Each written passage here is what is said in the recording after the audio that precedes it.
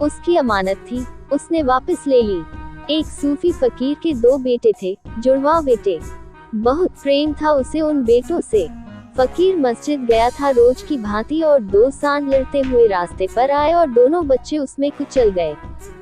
फकीर घर लौटा, पत्नी ने उसे भोजन करवाया, बताया ही नहीं कि बच्चे मर गए। जैसे रोज भोजन कराती थी वैसे ही पंखा झला, भोजन लगाया, फकीर को भोजन कराया।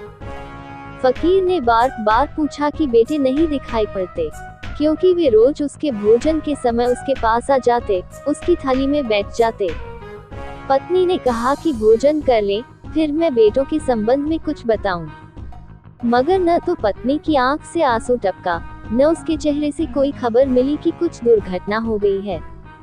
और उसने कुछ कहा नहीं, क्योंकि फिर पति भोजन न कर पाएगा। जब भोजन कर चुका तो पति ने पूछा, अब बोलो, कहाँ है मेरे दोनों बेटे? दिखाई नहीं पड़ते, घर में उनका शोरगुल भी सुनाई नहीं पड़ता, कहीं खेलने गए हैं। पत्नी ने कहा, आप आए, दूसरे कमरे में मौजूद हैं, मिला देती हूँ। उसने चादर उड़ा दी थी दोनों की लाशों को, चादर उघाड़ दी। फकीर तो एकदम ठगा रह गया। उसने कहा, यह क्या?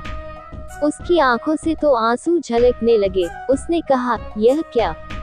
पत्नी ने कहा कि रुकिए, जिसने दिया था उसने वापस ले लिया, आप किस लिए परेशान हो रहे हैं? आपको मालूम है कुछ दिन पहले आपका मित्र तीर्थ यात्रा को गया था और अपने हीरे जवाहरात हमारे पास रख गया है। अभी मुझे खबर आई है कि वह आने वाला है। वह आएगा तो हीरे जवाहरात वापस ले जाएगा, तो हम रोएंगे क्या बैठकर? फकीर हंसने लगा। फकीर ने कहा कि मैं तो सोचता था तू साधारण गृहिणी है, लेकिन तू मुझसे आगे गई। तूने मुझसे आगे की बात देखी। सच ही तो कहती है तू। उसकी अमानत थी, उसने वापस ले ली। हमारा क्या था? मैं भी तुमसे इतना ही कहता हूँ कि धन हो, पद हो, प्रतिष्ठा हो, कुछ भी हो, छोड़कर भागने को नहीं कह रहा हूँ, क्योंकि सब छोड़कर भाग जाओगे तो भागोगे भी कहाँ? यही सब लोग वहाँ पहुँच जाएंगे जहाँ तुम भाग के पहुँचोगे। इसलिए मैं भागने के पक्ष में नहीं हूँ, क्योंकि भागकर अगर गए तो होगा क्या? सब हिमालय चले गए तो क्या करोगे? वहीं जाकर बसाना पड़ेगा। MG road. आखिर सभी लोग वहां पहुंच गए तो दुकानें खोलनी पड़े। मानिक बाबू को गुड़ की दुकान खोलनी पड़े। आखिर इतने लोग रहेंगे तो गुड़ तो चाहिए ही पड़ेगा, और गुड़ आएगा तो मक्खियां आएंगी, और फिर सब आएगा, और जब गुड़ ही आ गया तो फिर और क्या बचेगा? सब उपद्रव हो जाएगा, गुड़ जल्दी ही गोबर हो जाएगा।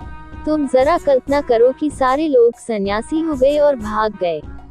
भागोगे कहाँ? जहाँ जाओगे वही बस्ती बस जाएगी।